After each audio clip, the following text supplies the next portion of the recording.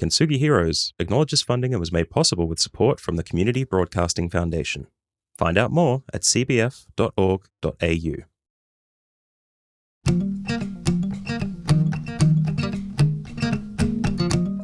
Welcome back to Kintsugi Heroes, helping people tell the stories they need to share so you can find the stories that you need to hear. This week, John Millam had a chat with Wes Bending. Wes grew up in a tight-knit family and yet faced some pretty tough times, including the loss of his dad and brother. Wes hung up his rugby boots to raise a family in the Big Smoke, but found himself drawn to Bunya. He now lives there, having been through a lot from dealing with a tough separation and not being able to see his kids, to his brother taking his own life. Wes's story is all about turning pain into purpose. He provides a means for men to share and show vulnerability, just as Wes did with John in this episode. Enjoy this one with Wes Bending.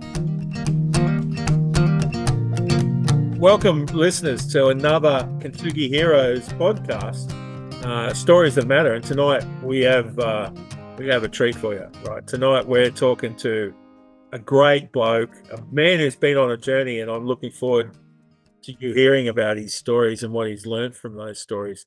Wes Bending. Welcome, Wes, to Kintsugi Heroes podcast, mate. Stories That Matter. Welcome, bro. Thanks, John. Thanks, mate. It's just for the record, it's my first ever Zoom meeting as well. So how exciting is that? It could be the first ever Zoom meeting in Bunya as well. Really put that.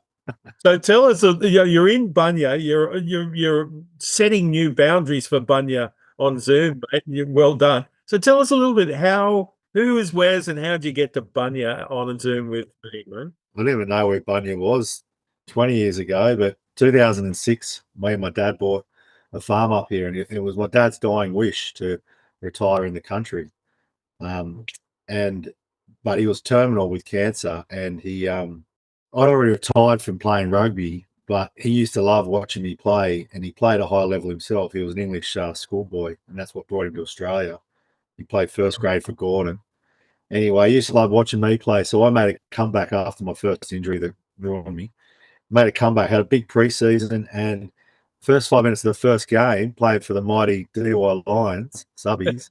Yeah. I stuffed my knee, but that enabled me to have a reconstruction and have 6 months off work and spend the last 6 months of my dad's life with him.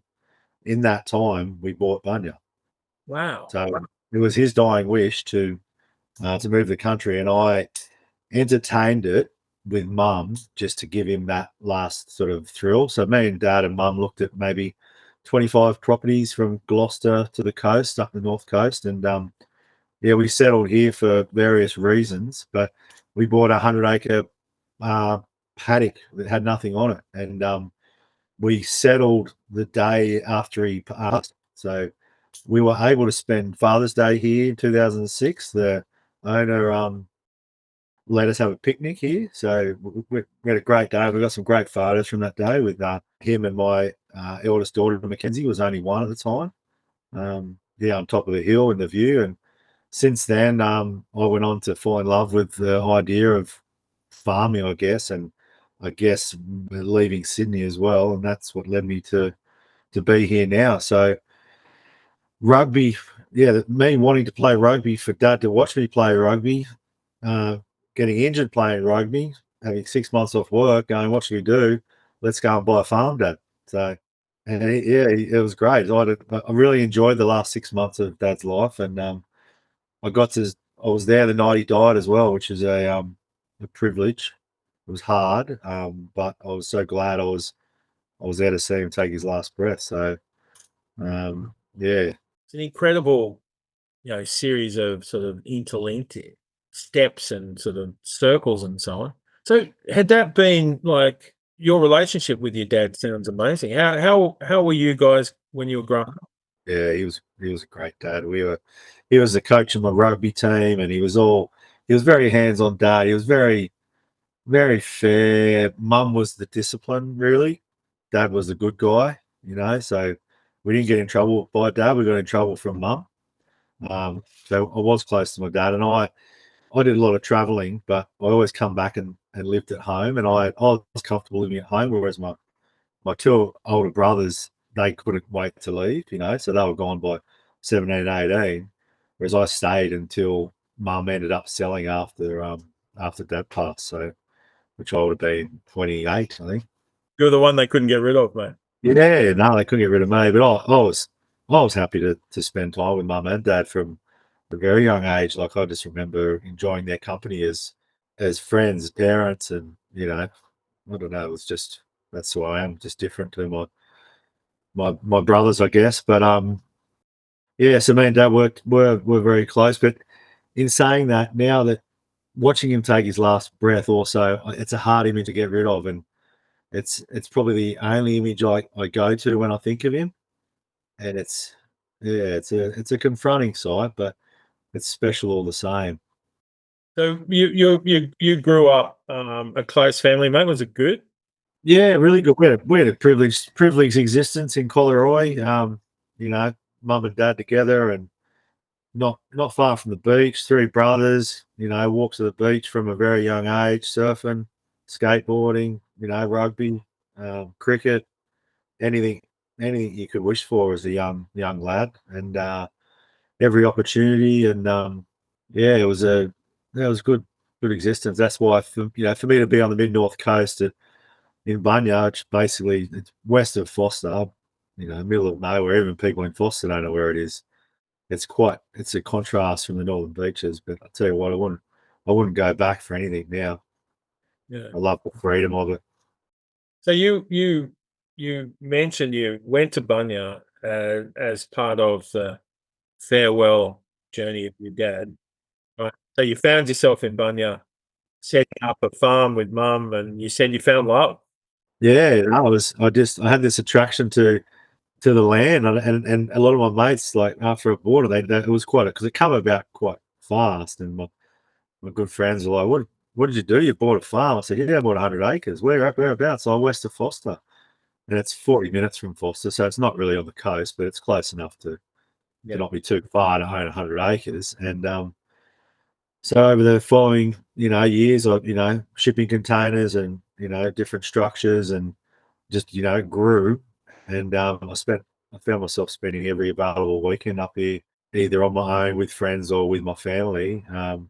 But predominantly it was just me and my dog working on fencing and, infrastructure, and just getting out of the city. So it really consumed me for years until 2017. I convinced my wife to move up here, not to Bunya because she refused to live here, but we bought in Daviak, and then we moved the family up here in 2017, and yeah, been up here ever since. So you were living with your folks, and then you were married. I got married in 2013, and like, they had a big house, so we lived there with them at the start. But then we rented a few different places, and part of the reason for leaving Sydney was never getting into the property market. And I think my daughter, we moved up here when she was 11, and she'd lived in 6 different rentals, so it was, you soon get jack of that. And yeah, we saw an opportunity up here, and being closer to the property was appealed to me. And yeah, I convinced the wife to do it, and yeah, that got us up here. And I'm no longer married, and separated, and living a reclusive life on my farm. So So you now live in Bunya. So if you don't mind, mate, if it's all right to ask, right? So you convince your wife to get into the country. yeah, Did that was that hard for her? Was that why? she wanted to stay on the Northern Beaches because she was Beaches born and bred. And I guess, and she hadn't done much traveling, or if any, and I'd done a fair bit in the US and the UK and New Zealand, and different trips. So I like the adventure. So for me, moving up here, I guess, wasn't as big a deal as it was for her. So once I talked around, and we were able to buy another property with a nice home on it, and we didn't have to rent anymore. That was, I guess, probably what got her across the line. So So things change. Like you're not married, mate. Is there? well, I started. To be honest, I I guess throughout that period, I missed it. The next significant event in my life was my middle brother, who's older than me, Brad. I'm the youngest. Brad took his own life in 2012, and that had a huge effect, obviously, on me. But it also started my own spiritual journey, I guess, or journey of discovery. Question time. What's life all about? What does anything mean? And that's probably where my growth began, and that started the wheels in motion. But also throughout this time, when I said we moved up here in 2017, I moved the family up here, but I was still commuting to Sydney because I had a pretty good plumbing business in Sydney. I had a guy that worked for me full time, and I had so many good contacts, and making money down there was easy. So I didn't cut it off as quickly as I should after we moved up. I kept it, and I was up and down the highway pretty much weekly. And that throughout this time, I discovered the audio books, and that's when I really started to explore different, psychology of mindfulness and different books. I listened to the Bible in its entirety. It took me 80 hours.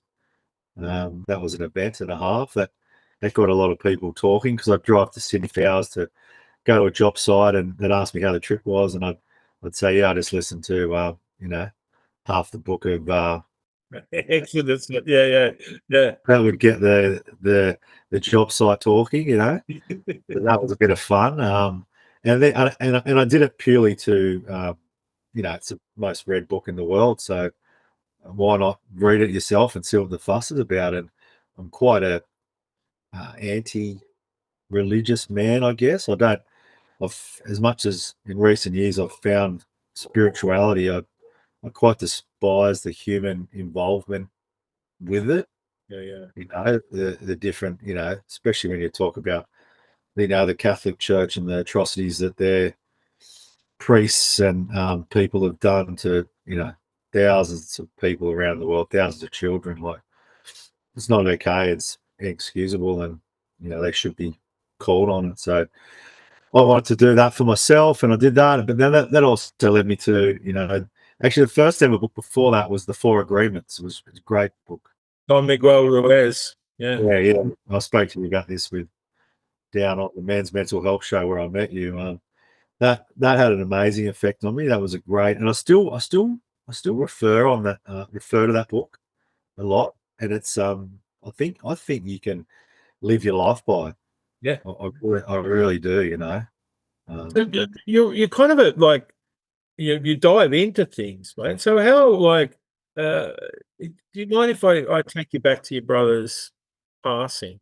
Because it's in some ways, do you think that was because you had, as you said, you had this great childhood and you lived in a great place and you had these connections with your parents. Right.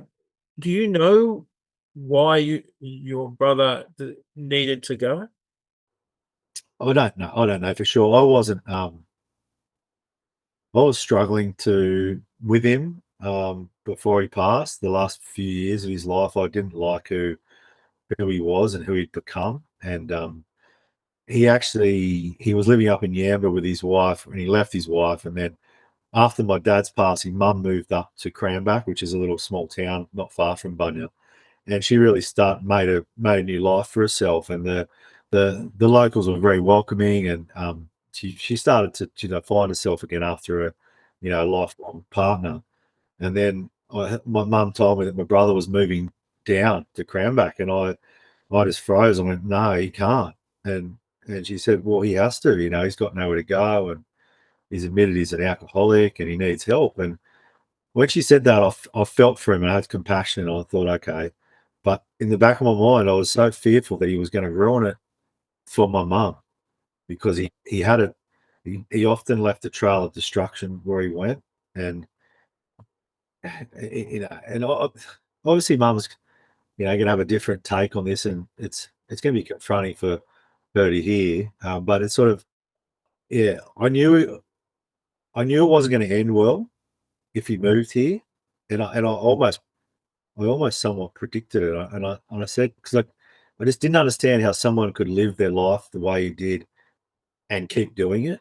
Yeah. It didn't add up to me. So when he moved down, the first day I saw him down here, I saw him. He came out to my property, and he was a broken man, and I felt so much compassion for him, so much love, and I thought, I need to help.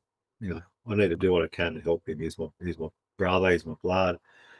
But by the end of that weekend, I couldn't stand him. I couldn't stand his attitude, and I thought, you're your own worst enemy. You haven't worked out some basics. But I was still living in Sydney, so I went back for the weekend, and he was, staying with mum, and that was that. So I saw him, but then he got involved with town, the wrong people, drugs and alcohol. He didn't work on his drinking, and that's pretty much the slippery slope that you're on. If you don't make the right decisions, you can end up like that. And unfortunately, yeah, he did what he did, 2012, and yeah, it was a terrible time for mum and all of us, but mum really, it was only six years after losing a partner, my father, then to lose a son. Like, it's only another parent that loses a child with no feeling. Like, it can't be like losing a parent or losing a friend. It must be, unique in itself. So she still, struggles with that, I'm sure.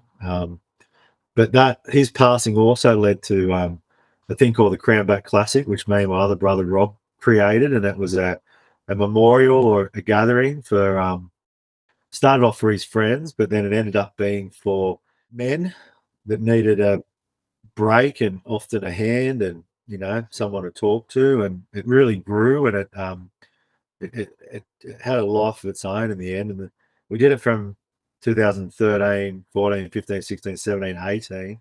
18 was the last one we did. We did it in 19, probably because of the start of COVID-ish, but it was more so that 18 killed us. It was such a big event. We ended up, 2018, we raised over $20,000 for Northern Beaches Lifeline. Wow. And there was 150 guys camped here, and we had 4 bands. We had a golf tournament. We had a fishing tournament. We went surfing. It was a 4-day sort of men festival, Yeah. It was such a special event, which grew over the years. What do you think, first of all, what do you think you wanted to mark your brother's passing? What was driving that? You talk about how you despaired of his changing. Did you feel like this was like a acknowledgement of your connection, or? I think at the start it was for his good mates. There was, a handful of his good mates who really, really longed him. They really missed him, and they really were saddened. And as much as I was, that and that's what I said before. It's different relationships when they're broken have different effects on different people. So I felt, and because I had the farm, I thought, let's have a round of golf. Yeah. And so the first year there was maybe 25 of us played, and we had the idea of the green jacket, and we had a tournament, and it was a 2-ball Ambrose, so you could get a better partner kind of thing. And that idea grew, and that became our main money maker. Was the we used to auction off better golfers. Oh, yeah. You could, yeah. So on the Friday night before playing golf on the Saturday, we'd have an auction, and any past winner would be auctioned, and any recognised golfer would go up for auction, and the auctioneer would tell everyone a bit about their handicap and where they're a member of, and different people would bid. And like the last 2018, we had golfers being bought for over $1,000, and Wow. just so different mates from Sydney who may or may not have known my brother, but were into the cause, because 5 years of the event, it grew every year. It becomes really spoken about, and you got to go next year. And the last year we had David Thomas, the old CEO of Northern Beaches Lifeline, attended. We had a counsellor come up, and we had, because it wasn't, there was drinking involved, but it wasn't just the party. It was it was men getting together and spilling their guts, so to speak, to other men, and that's where we learned all these sayings and different things like checking in, you know. David Thomas, the first year we turned up, which would have been 16, I think, and gave him maybe $5,000 that we raised. He was like, "Who are you? Where are you from?" We told him. He said, "We got this event. We're doing it next year." He said, "What can I do to help?" And we said, "I don't know, whatever you think." And we told him about the event, and he goes, "You guys really should do the accidental counselor course." And we said, "No worries." So he allowed. Well, he said 4 or 5 of us could do it, but then I met Liz White, who's a beautiful lady from Lifeline. I'm not sure if she still works for him, but she was the she owns. I don't know, but anyway, she hosted the course, and when I contacted her, she said, "No, no, I'll take 20 of you." Like, so I rang 20 of my suitable friends and people that attended the event, and I thought would benefit from it, and we all went to the Lifeline office in Balgowlah on a Saturday and attended this half day kind of training, which doesn't really make us qualified in anything other than not telling someone you can't help them, basically, because the worst thing you can do to someone in need of help is say, "Sorry, mate, I'm not the one for you." And I think that's the most powerful lesson I got from the day. A powerful place for a bloke, who, had mates, what do we want to learn? How to be able to have a conversation that shows how much we care and how much we value the bloke we're talking to. And it was an interesting comment from David Thomas. He said, he goes, "You guys don't realize by hosting this sort of event, you are inviting people to come to you and they think you have the answers to their problems." Yeah. And we were me and my brother Rob were quite shocked by this. And we thought, I was taken back. I went, "Why would they think that?" And then the penny dropped. It's like, well, you're actually creating a safe environment, and you're promoting it. So the least we could do is try and be more qualified if that's a thing. But I remember some of the texts received after the event. It was so heartfelt. You'd go to a party or whatever, and you might send a message next day, "Mate, thanks, what a great night." I'd get these pages of messages just of men, really opening up and so deeply grateful for what that experience and the conversations they'd had and the effort we put into it. And it was really rewarding, and it's probably the thing I'm most proud of in this life, actually, is the Crownback Classic. There's a bit of it on YouTube, actually. It's check it out. I will, and I'll ask the listeners to check out the Crownback Classic. Right? Why do you think there's such power in like opening up an event like that? Golf and a rough stay in a paddock and connection and fire and I think it's pretty obvious, actually, and it's quite primitive. It's that whole hunt. It's the men leaving the tribe and going out as a group into the wilderness together as warriors to band and to spend quality time. And one of my brother's good friends is a good friend of mine, Andrew Lansley.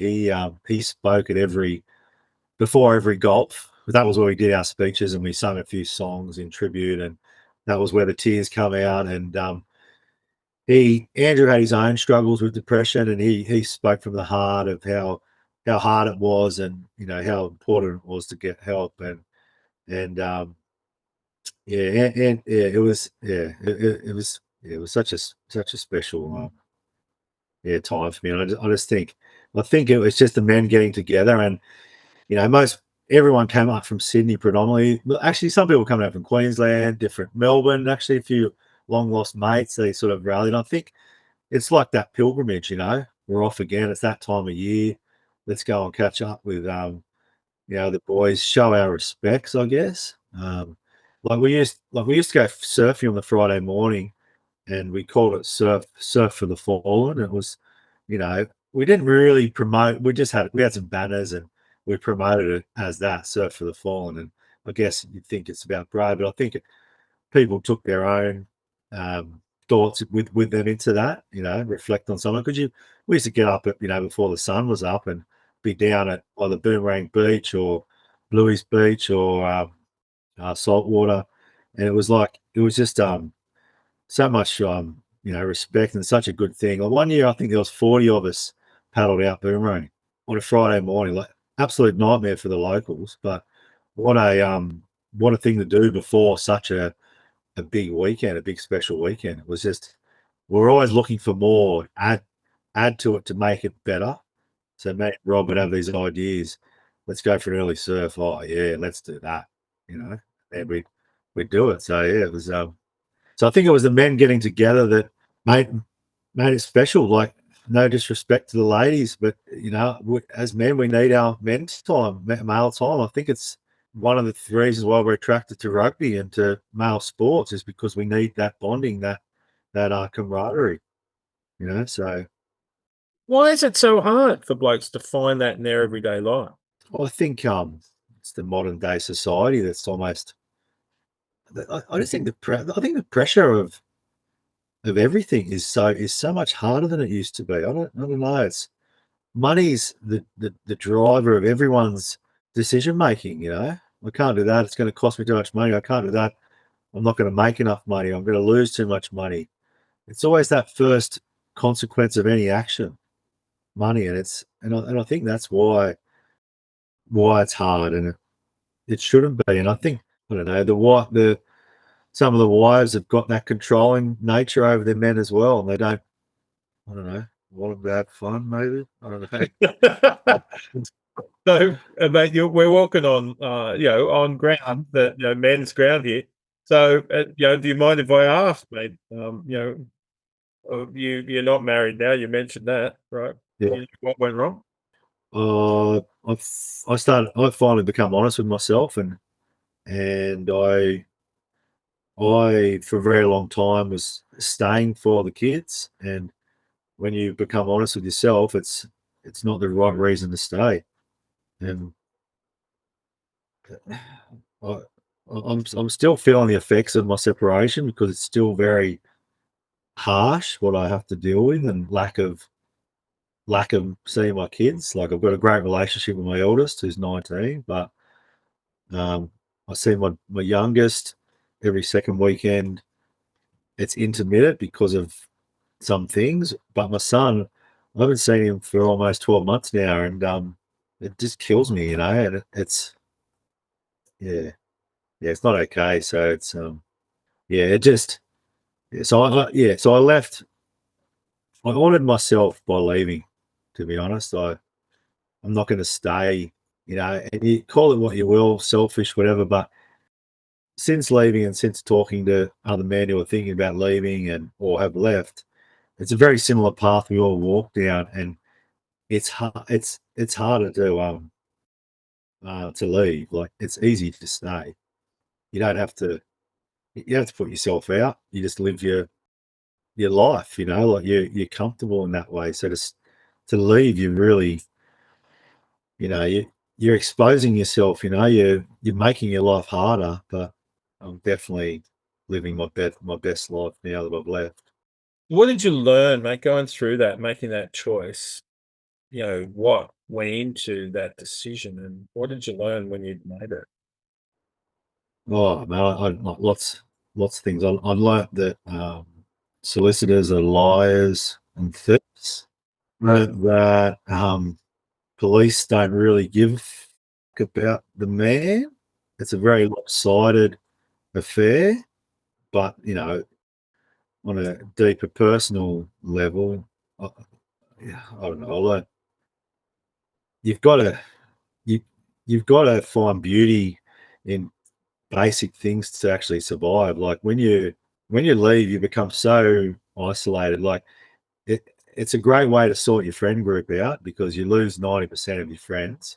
Yeah. Half them side with your ex, and the other half don't know what to say when they see you. So it's easier just to run. So it's a good way to shake up your friend group. But your good core mates and friends are there. They stand up. So you definitely work out who your friends are. But, look, it's an ongoing process, and I was told, like, some good friends that it's a long game, and it never. I used to hate hearing it, but it's so true. It's such a long game. You just need to get through it, especially not seeing your kids. It's so challenging. It really is. Like, you leave your partner for whatever reason, it doesn't mean you want to leave your kids, but we're treated with like the first mediation with the solicitors. I wanted 50-50 custody, and the mediator and both sides said, you'll never get it. And I said, why? I've done nothing wrong. I left my wife. There's too much animosity between you two. The courts will never award it. And that was the explanation. And I wasn't allowed to push on. By my solicitor, their solicitor, and the mediator, they said, don't even bother. And I was, in that moment, I remember in Newcastle being so deflated, going, so as of this moment, I'm not really fighting for my kids anymore. I get dictated when I can see them.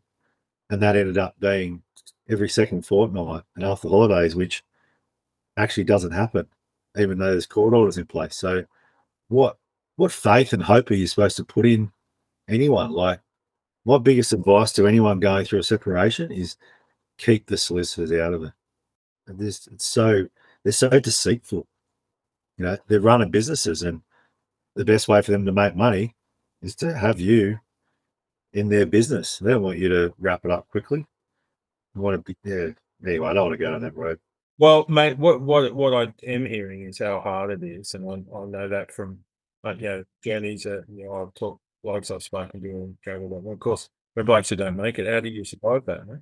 Yeah, well, it's a good one, and that's what our good friend Brad Spillane was talking about on the Men's Mental Health show with me. It's sort of like, how do you cope when so many don't? And it's definitely through you say spirituality, but I don't. It's sort of like the word I don't like to go through, or spiritual, but it's more about you've got to find peace within yourself, and you've got to find beauty in everything.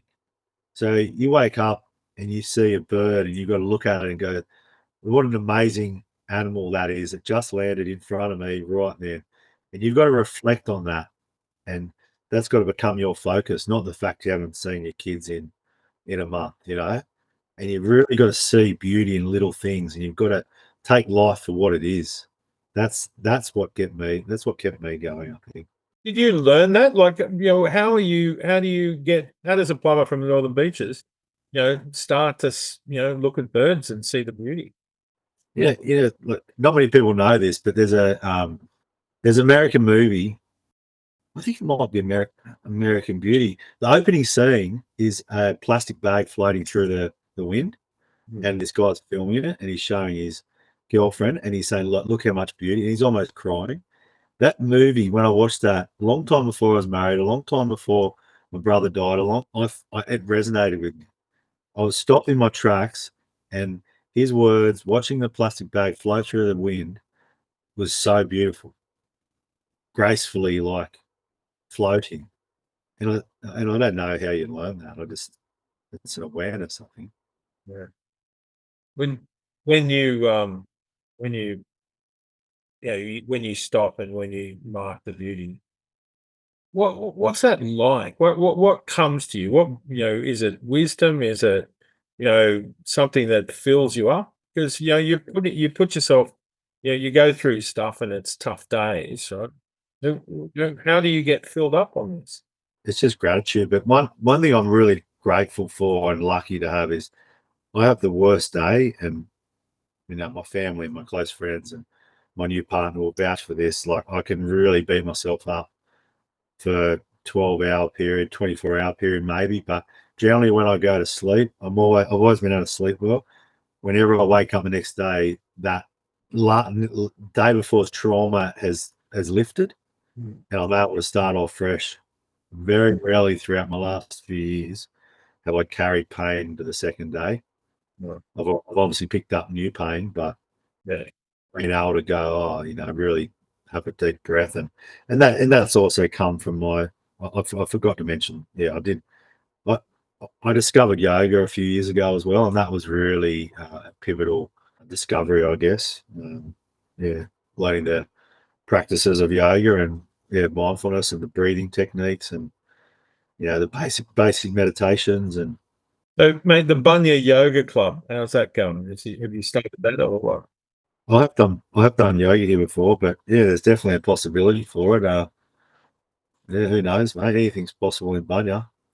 Mate, I'm seeing the Bunya men's retreat being resurrected again, man. Yeah, I don't. I want to. I definitely want to utilize the facilities because I've got some awesome stuff here. Actually, we built a stage throughout the Crownback Classic to host the band. So we've got a big hardwood stage. So I've got some cool things to keep using and to promote. So who knows? Anything's possible. I'd like to give something back. Like I like the idea of maybe mentoring some disadvantaged youths. I think that's an important a thing that gets forgotten about. I think if you put a bit of time into anyone of any age, you, you can see the reward quite quickly and quite easily. I think it's I don't know, it wouldn't take much to achieve that, put a bit of effort in, no financial gain,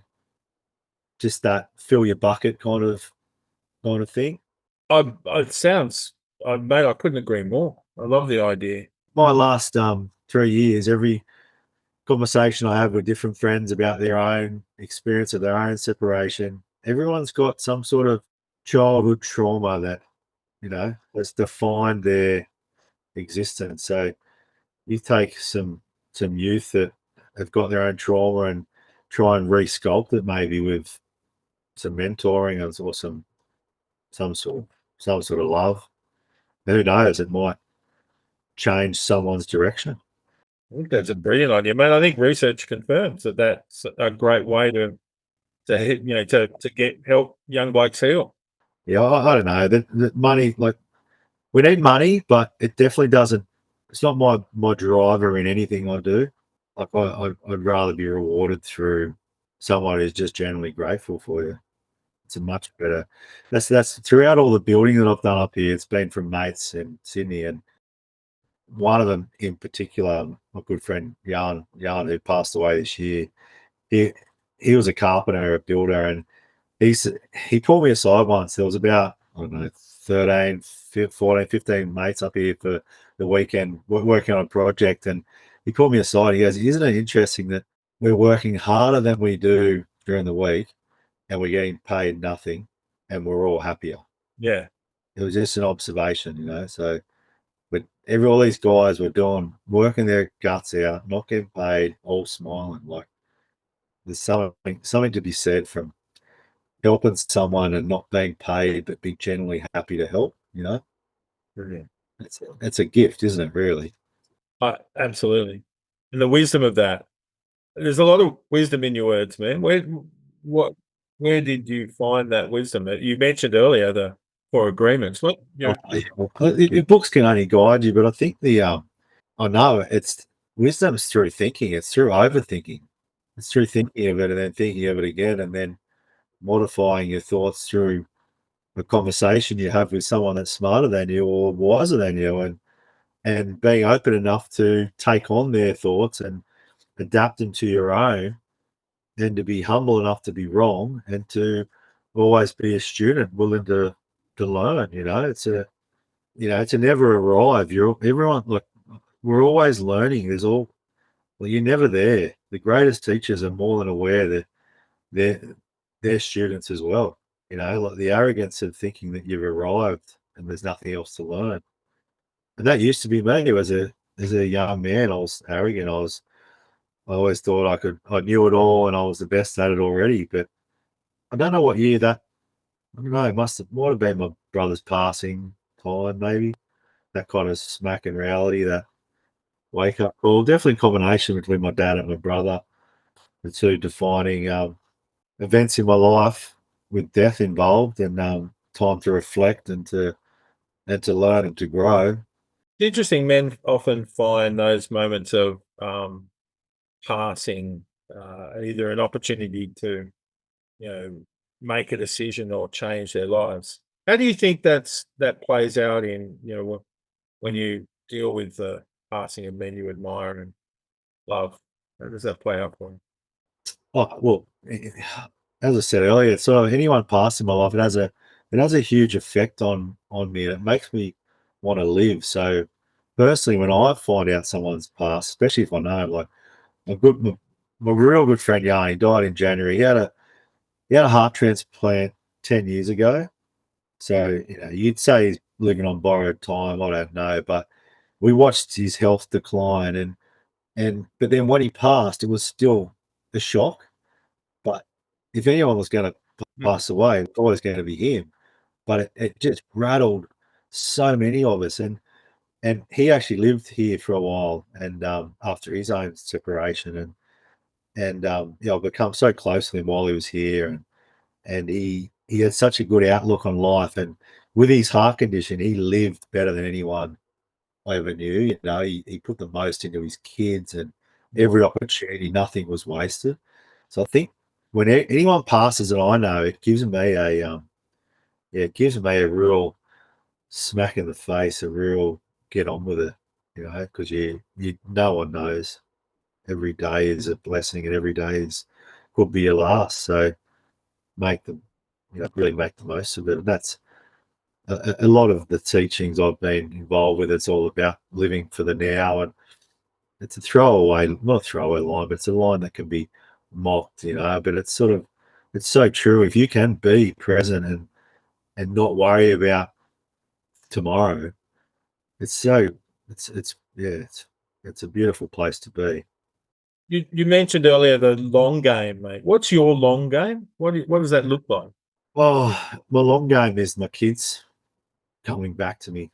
That's my long game, and just being open and being honest when they're old enough to want to have a conversation about it. That's going to be a beautiful day, especially my son. I can't wait to reunite with him, because he used to be my little mate. He used to love fishing and doing the cattle with me and just hanging out. He was always there, and for him not to be there anymore, I can't even call him. It kills me that I've lost him, and I wish obviously I left and I turned his life upside down, but and maybe as a child you can't understand that, but he's 16 now, and I just, in the long game, maybe next week, next month, next year, 5 years, at some stage, I hope he's old enough to be able to have a conversation, for me to apologize and for me to hear his pain, and for him to hear my reasons, and just to talk and reconnect. And that's a long game for me, just waiting for the reconnection, I guess, of the ones that have left, which being my kids. Yeah, that's beautiful. Yeah, but all in all, it's support is the big one, mate, in separation, and like good friends, good quality friends. Like, they know when to ring. They know. I speak about it with Brad all the time. He's such a good friend, and he knows. Like, we know each other. That, yeah. Like, when he rang today to tell me about our friend that's really sick, as soon as he said hello, I said, "What's up, man?" I knew something was up, and he broke down. And you got to have good support that you can be totally vulnerable with, totally open with. Tell them anything. Just be so raw, and that's the only way you've got any chance of getting through, is having people to help you. You can't do it alone. It's too much on your own.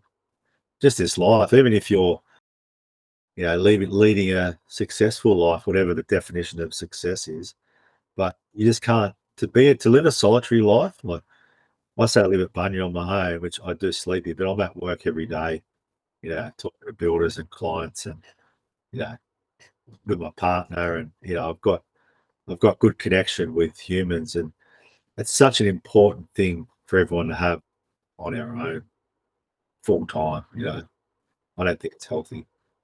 But speaking of good connection, right? Of course, you also have great successes, right? Winning the rugby this year is no mean feat at your age, mate.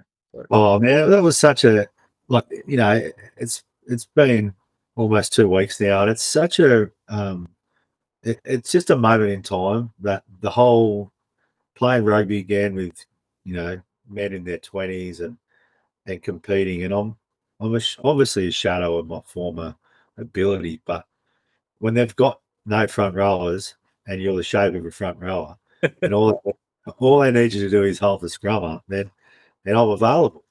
And they said, "Are you gonna play again next year?" And I said, "I'm not going to compete for my spot, but if you don't have one to hold the scrum up, I'm not going to let you not have a prop."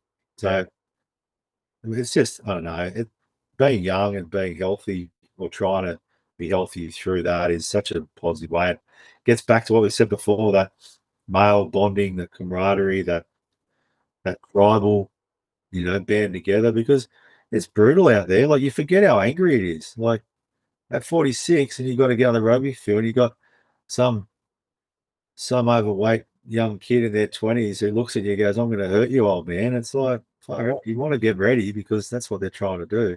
Yeah. But no, it was good. That was a good time. It's interesting because, you're still connected to some of the traditional aspects of men, but you've taken that, use your experiences to create other areas of yourself, expanded your understanding of what a man is. So what do you say? How would you advise these young men about masculinity, about being a good man? What is a good man now that you changed? Like I really enjoy, and it's quite selective as well, but I put more effort into some guys more than others, say in the rugby team, for instance. And it's, I don't know, there's a look, or there's a conversation, or there's something about people, and it's almost like they're ready to learn, or they want to learn, or they want to listen. Mm. And then when you engage, you can see that they're actually giving you more time. And it's like, so you put more effort into ones that are ready or want to hear what you've got to say. So, but yeah, actually, some people don't like getting on. I actually don't mind it, because it's the only real thing that gives you that wisdom, and it's lived. It's that years. It's miles under the belt. It's stories. It's past experiences that have been good or bad. They make you who you are, and you live to tell the tale, and you can reflect and be stronger from it. So Sounds very. You mentioned gratitude earlier, mate. Sounds very grateful. yeah, gratitude is a big thing. It's yeah, you've got to be happy with this little things, is what I have found. Yeah, it's your family and friends, and your dog, just different things like that, your animals, and just your existence. When yoga teaches you about the breath, and when you really break it down, it's the only thing that you need to worry about. It's the only basic. Without your breath, you're not here. So you focus on that, you calm your mind, and life can be easier. I feel like I've sat at the foot of a guru, mate. It's impressive. So, mate, I've loved chatting with you tonight. So much wisdom, so much, as a role model for a bloke dealing with stuff, mate. I congratulate you on your journey, and I like to think that we capture these stories because other blokes need to listen to them occasionally. So I think they do worse than listen to you, my friend. So well done, brother. Thank you, mate. I like to share. I like to give. I like to help. So hopefully, I've shared, given, and helped someone on their own journey, because I've listened to so many. I love it. I love a good podcast, because to me, it's having a conversation with interesting people, but you don't get to talk. Yeah. But you get to learn. You're a part of it. Like, I'm a big fan of some of the big ones, but I won't say the names. But I loved interesting people because of their stories, because of their lived experiences. When they share them, it's like, wow, that's cool. I can learn from that. I can be inspired by that. So Well, mate, you were on the list now. Blokes are going to be inspired by your story. So great stuff, mate. Really appreciate you making time, and thanks for sharing so honestly. And I really appreciate it, man. It's been a thrill. good stuff, John. No worries, mate. Take care, mate. Good on you, mate. Thank you for listening to this episode of Kintsugi Heroes. Thank you to Colin Lilly for permission to use Broken as our theme music for this series. If you enjoyed this conversation, share the podcast with a friend and let us know by leaving a rating and review on Apple Podcasts, Spotify, or wherever you get your podcasts. If you'd like to support Kintsugi Heroes and the stories we share, head to kintsugiheroes.com.au and follow the instructions to make a tax-deductible donation. Thank you for listening, and we'll see you next time.